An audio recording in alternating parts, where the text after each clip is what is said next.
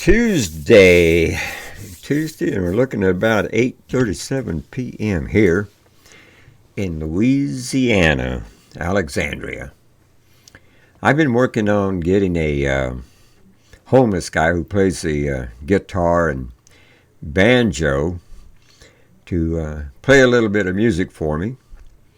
I tried about a month ago and thought I had it, but the music had some echo in it, so that didn't work out too good. And then, I guess a couple of weeks ago, I tried one more time, and all I could get was just sort of bits and pieces out of him. He couldn't play a complete song. Could have been that he wasn't that familiar with it, and he was struggling to get through it. I'm not real sure what the problem was, but anyway, it didn't work out. But 3 days ago, I took my equipment that's sort of portable, and I went over to my neighbor's house and set it up in the living room because this guy, this homeless man, his name is Jason, and he works for my neighbor doing sort of odd jobs, So we set it up in the living room there, had my microphone set up and my recording equipment. And I brought along my camera too because I wanted to, if I could, get some video. But primarily, I was after the audio. So when you look at the video, it has the microphone sort of right in that guy's face, but that's okay because we were just shooting for the audio anyway. It's 4 parts because when I recorded it, it was 60 minutes, and that's too long for anyone to sit and watch. So I broke it up in 4 parts. The first one that you're going to see is the what I call the introduction. Okay, I'll turn that down just a tiny bit. The introduction is going to talk about himself, and his music and stuff like that. Give you an idea about where he's at in his musical skill. And then parts 2, 3, and 4 will have some music that he's played. Now, I have to tell you that the person who owns the house that we were doing this recording in, he wanted to get into it also. So you're going to hear him talking and trying to harmonize and stuff like that. So you have to sort of work through that and listen for this homeless guy Jason to play and sing his music there, which I think he has talent, but I think it's just if he get himself straight, he'd be okay. Okay, so now that I've explained to you what you're going to see, let me see if I can't get this video clip to run for you.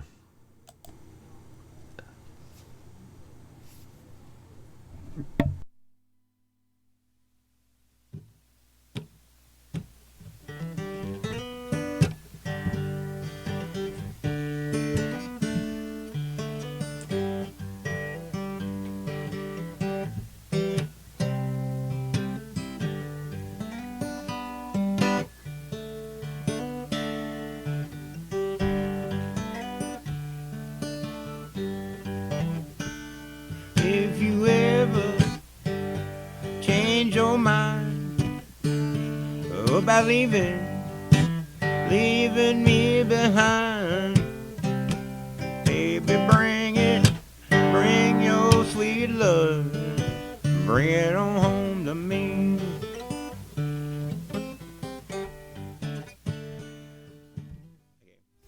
Tell me something about your musical history, okay? And Okay. if you talk too quick, it won't pick it up, so just take your I time. got you. my musical history. Well, I mean, music for me, like it started. I mean, I don't think it was younger than other people or so. I remember, like it. I always liked music, but what really I remember, I guess it was second or third grade. Someone brought a copy of AC/DC Back in Black, and for some reason, from that moment on, and that's not a joke even. From that moment on, I just could not stop. I mean, listen to music, like especially guitar, like that riff, and like just did something to me. And like, I mean, AC, you know, those albums are still cool. It was, you know, it wasn't like I stuck, you know, that's my favorite band of all time. But at the time, that like changed the world for me. But like, I guess it wasn't just that. It's just the groove of it, the feeling of it was just so cool. It probably had a lot to do with being, you know, it was before adolescence. You know, I was like 10 years old or so. It just had something. I don't know. There was like freedom about it. Or something. Was there a particular one of the AC/DC songs that you? Back in Black, that song in particular. But then, like when I got the album, like every song on it, and I got that album, I had to lie to my mom. You know, until I don't know what it was. I told her I got. But Back in Black, it would have not been acceptable in the Southern Baptist house. Do you know any part of it? Oh yeah. Okay. You want to give us a little bit of it, whatever it is that you're comfortable with? Sorry, Angus, but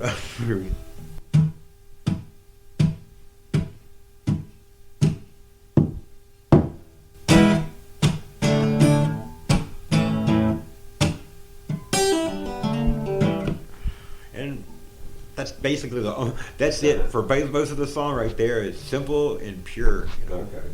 I like that song a lot.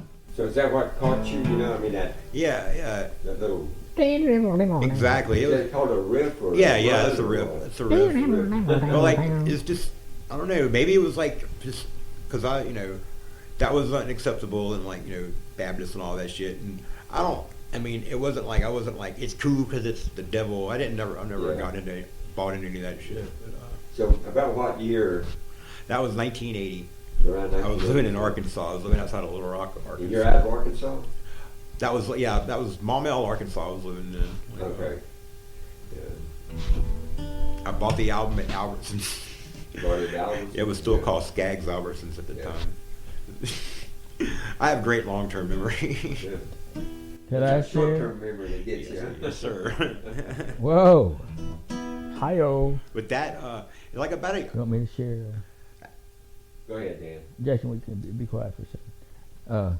yes, sir. Well, my very first songs I remember listening to, I think, maybe besides Mary Had a Little Lamb, was stuff like Elvis and Little Richard,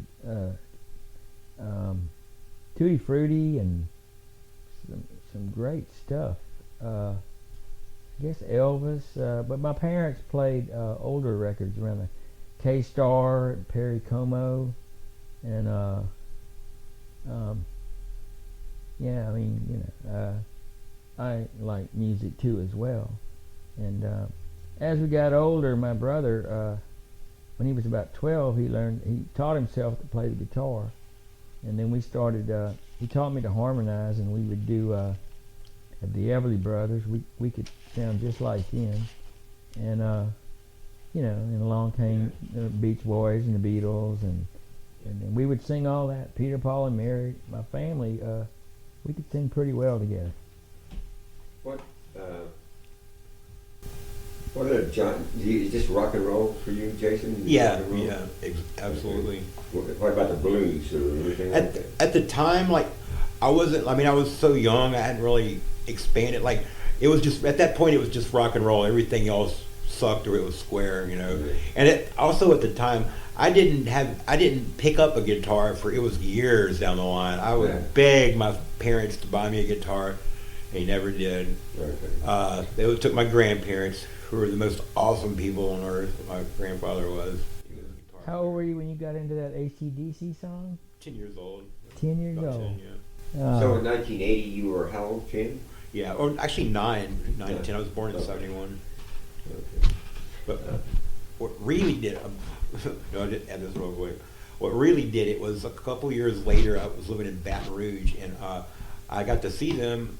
I was like 11, I think. 82, I was about 11. I saw them at the Centralplex in Baton Rouge. For those about the rock tour, it was like just as good as Jesus coming out or God coming down from the heavens. That was what that was to me. Lied to my parents. Said I was going to see Air Supply. My friend's older pothead brother brought us, to see the show. Incidentally, that was the first time I ever smelled marijuana. Yeah. Didn't do it. Yeah. So what are some of the bands that you have been associated with?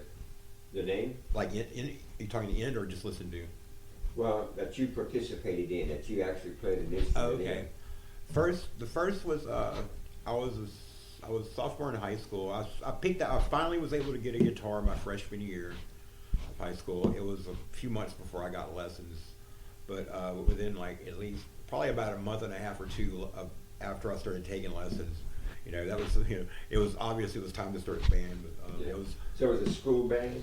It was the people I went to school with. It was okay. my friend Richard Burgess, Reese Fuller, and Jake Bryan. Or actually, I can't remember the drummer's name, but on my friend Richard's carport, we learned shook me all night long from AC/DC, the Cult. I forgot what Cult song and a U2 song, and Did you have a name for the... I don't even remember what that was called, honestly. What other bands and other than that? After that, it was getting a group together for my junior high. My 11th grade talent show, and that was like a one-time thing. I think we practiced for like a month a song we wrote, which with no lyrics, just an instrumental specifically for our talent show. That's cool. Do you remember what that instrumental was? I remember this. We were all into metal, like Metallica and stuff at the time. This song, there was like 30 changes in it, but like just changes and things that didn't have to happen and didn't flow, but because they were changes. Okay. It, Do you remember any of it? Absolutely not. Okay. There was a lot of. Now you went to Nashville too, didn't you? Oh yeah, that was later. That was like years later. Years later? I didn't get into country till years later. Okay. At the time, my dad liked country, but at the time, that was the devil. That was just to me. You're sort of like heavy metal. Yeah. Stuff. Well, yeah, I was deep into teenage angst and not getting laid. Yeah. His name was Dan. Oh no, I was just. Teenage angst. Well, yeah, I had some teenage angst, but I just like to hear that. I just like to hear that word, and I make jokes I about haven't it. heard that word before. What is it? Angst. What does it mean? How would you? It Angst. means Angst. It's like unhappiness. It's the word that is basically the feeling of being in like being alive on Earth, thinking no one can relate to you or no one can understand you at all, and no one will ever bother to have sex with you or like, What's the word again? angst. ANGST. Angst. It's a German word, right? Don't you think? Probably so. Well, I have to admit, I've not ever heard that word before. Really? But that's an Oh man. Yeah. That is the sound of not getting laid in high school. Okay, here's the actual definition: a feeling of deep anxiety or dread, typically an unfocused one. If you ever change your mind about leaving me behind, baby, bring your sweet love, bring it on home to me.